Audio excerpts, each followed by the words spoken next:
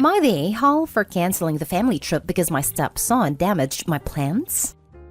I grow indoor plants and keep them around the house, whether by the kitchen window or out on the front porch. I have a variety of plants like lily, aloe vera, also flowers, and they all require care and attention. It's a hobby of mine, and because I don't own enough space, I just stick to indoor planting. I have a 16-year-old stepson, Sean, who loves to pull all kinds of pranks, and has been trying some weird pranks on me lately. I don't mind it as long as he's happy, and also because nothing is too serious. Just hiding my farming tools / replacing them with damaged ones and so on. It just keeps messing around like any other kid. But days ago, he posted a Facebook video of him spraying cold water on me when I was sleeping. It was embarrassing since he shared it with family. I got mad at him and had him delete it despite him begging me to let him keep it. He kept sulking afterwards and had his mom try to convince me to let him repost the video, but I thought that was a crazy request. Then suddenly, Sean became friendly and asked if he could water my plants. I was glad he asked and gave him the watering can and told him to start with the plants in the kitchen. He was gone for a few minutes, then he got back and started watering all the plants in the house. Later in the evening, I was cleaning my tools and there was a weird smell coming from the watering can. It smelled like bleach. I freaked out and checked my plants, and the same smell was coming from them. I confronted Sean and asked what he watered the plants with. He acted dumb and said nothing, but I found a bottle of bleach in his room, which made me lose my temper. He admitted watering my plants with bleach to get back at me for making him remove the video. I was mortified. I immediately canceled the weekend trip to the national park that he was looking forward to. He started crying, saying it was too much, and that he made a mistake in moments of clouded judgment, but I refused to discuss it. Now my wife feels bad because Sean hasn't been eating well since I canceled the trip, but he damaged my plants and caused me hurt and pain. She thinks an apology was enough, that he is a kid and made a mistake. She wanted me to let it go, but I said canceling the trip is his official punishment. Period. I got called unreasonable and stubborn for this, and that I don't respect her as a parent too. And said taking away the only thing he cares about the most and look forward the most reeks of mistreatment. Sean has this mentality that if he admits doing something wrong, then he'll be forgiven. This isn't how it should be, but his mother thinks admitting to it and apologizing should be the end of it. Now for the top comments. Not a-hole. That seems like a reasonable punishment for a horrible, hateful act. My wife feels bad because Sean hasn't been eating well since I canceled the trip. He'll get over it. I know, right? He isn't eating well? Who cares? Is the mom really this easily manipulated? He's 2 years from being an adult, and right now he's acting like a remorseless sociopath. I was shocked that Stepson was 16. He destroyed Opie's plans, and he did all that because Opie told him to delete a video that he was in and embarrassed him? Him not eating and crying because he couldn't go to the trip, and having the mentality that because I apologized everything is 100% alright is so childish. Opie's wife's probably worse because she allows her kid to do these stuffs without consequences, and is the one who put that mentality in his head. Yes, she's letting him treat an apology like it's a reset button.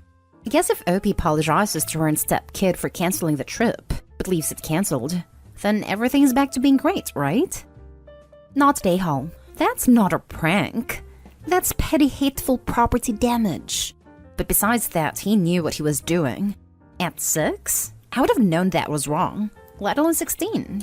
His actions absolutely should have consequences. I skimmed over the start and missed the age. I figured he was around 10 pulling pranks like that and saw your comment, and had to scroll up to double check. OMG. He needs a reality check. Opie, you're definitely not an a-hole here. Not an a-hole, but your stepson is. His mother needs to stop making excuses for him. He is 16 years old, and she needs to stop enabling his bad behavior. You reacted much better than I would have. He has no respect for you or your possessions. You shouldn't apologize and don't go on the trip. Stand your ground and teach him the lesson that crappy actions have crappy consequences. At 16, he knows better. He knew what he was doing and thought he'd get away with it as usual. Instead of going on the trip, have a family meeting where you set boundaries with both your stepson and his mother. Next story. Am I the a-hole for blasting my mom on Facebook when she posted about my son? Some info. So my parents for years had the same cleaning lady. I was somewhat friendly with her daughter who's the same age, but it didn't become a thing until we were 20. I was back home from college for winter break. We got to spend time together and then I went back to school. Well, that time we spent together resulted in me getting her pregnant. Only I didn't know. She didn't want to tell anyone who it was because she was scared for her mom's job and me possibly rejecting our baby. After I finished college, I tried to reach out to her again, and that's when I found out. My son was 3 at the time. We did a paternity test to find out I was the father. That's when my parents showed their true colors after I told them. I should add that my son's mom's side is Cuban, so he's half Cuban. They always gave subtle racist stuff every now and then, but this was the first I saw them as full-blown racist a-holes. They denied my son being family. They accused my son's mom of being a gold digger, tampering with paternity results to try to trap me into taking care of her kid, as if a court DNA test was gonna lie. Unfortunately, they did fire her mom, but she managed to find work. For all these reasons, I stopped having contact with my parents. It has been 3 years since. I'm with my son's mom now, and we've been living together for a while. Well, a few months ago, I got a surprise visit from my grandma on my dad's side. She finally found out why I'm not around the family anymore, and she wanted to meet her great-grandson. Lucky that she's not like the rest of the family, and she was really mad when I told her the whole story. Then my grandma made lots of changes to her will, and says she wants my son to have something. No coincidence that once this happened, my parents were suddenly wanting to come around, wanting to reconcile. Having a feeling she probably took them out of her will or something, because most of their wealth came from her. And because I'm rejecting them from being in our lives, my mom decided to post a picture of my son on Facebook recently on his 6th birthday. I saw it because my sister sent it to me. It's her venting about not being in her grandson's life, and to tell him happy birthday. Lots of people were giving her sympathy, so I commented, "Remember you said you didn't want a brown baby in the family?" Within that hour, it got some reactions, and my mom ended up deleting the post. Some in our family say I was an a-hole for embarrassing my mom online, where she was only venting her frustration, and so should have left it at that. My mom is mad too for using mistakes she made back then to humiliate her to friends and other family who saw the post, and are now being negative toward her. Hard to feel like I am, when I just called her out when she tried to pull the victim card. Am I the a-hole? Not the a-hole. Your mom is the a-hole. So glad you're not falling for her bullcrap about wanting to reconnect. You sound like a great guy. Congratulations to you and your little family. Thank you. They're the best thing to ever happen to me. You are not the a-hole by the holy power of awesome. Dude, kudos to you. And keep that side of the family far away from your kid. Not the a-hole. I'm probably gonna catch hell for this, but your mom went too far. True, she could have had a change of heart, but the timing is pretty suspicious. And trying to get sympathy in social media? That's just pathetic. That's how I see it. After 3 years of total silence and my grandma starts making these changes, and now they want to be part of his life? Man, it's too good. Too good. Not an a-hole. If it was a mistake, which she said in the past, then why hasn't she apologized for it? They haven't made any real strides to welcome your son and mother of your child into the family. I love how you called her out. Exactly. The family's so eager to reestablish contact and pretend everything's fine, yet conveniently haven't apologized, bought gifts, made a sincere attempt to spend time with the child's mother and her family. Trying to rug sweep the past without genuine reflection or remorseful apologetic actions seems suspicious. Now for the next story. Am I the a-hole for refusing to babysit for my soon-to-be former brother-in-law after I had babysat his kids for my sister? My sister ended her 4-year marriage a few weeks ago. There were alarm bells that went off for our family before she married her husband, but she was blinded by love and hope for the future. What came to be of the marriage was a cluster built on lies, grief, and hate. My sister's husband was a widower when they met with 3 kids under 10. He told her his wife had died when the kids were younger than 5. But the truth was that she was dead for less than 8 months, which she found out 2 years ago. He then told her the kids had asked for a mom, and she believed him. The kids did show signs to the contrary, but my sister has always been hard on herself, and I honestly believe she thought it was her, that she wasn't good enough. So she tried like hell to be. She would try to learn about their mom to talk about her, found photos to display, etc. She was committed to the marriage and the kids, but the kids hated her. wished her dead, accused her of hurting them, which was false, and lashed out. My sister insisted they get therapy, and it was after they settled into therapy that the truth came out about their mom not being dead all that long, that the kids hadn't wanted them to get married, and it wasn't because of her. They just wanted no stepmom. At that point, my sister still wanted to make it work, and she said she didn't want to abandon them. But then in October, she told me she was done, that she needed to get her life in order. She needed to find a job, etc., but didn't want to leave the kids alone. I offered to babysit for her if she promised to work toward the end goal of leaving. She did it all, and in May, she told her husband she was done, that she was leaving him and wanted a divorce. She filed a week later with me by her side. She then admitted that her wake-up call was going through a miscarriage, and when her husband told the kids about it, they told them they had prayed she would lose the baby. Anyway, once my sister left, I stopped babysitting because she didn't need me anymore. Her soon-to-be ex reached out and told me the kids needed someone. I was still their aunt, etc., and would I continue looking after them? I said no, and he blew up at me. Told me that kids are innocent.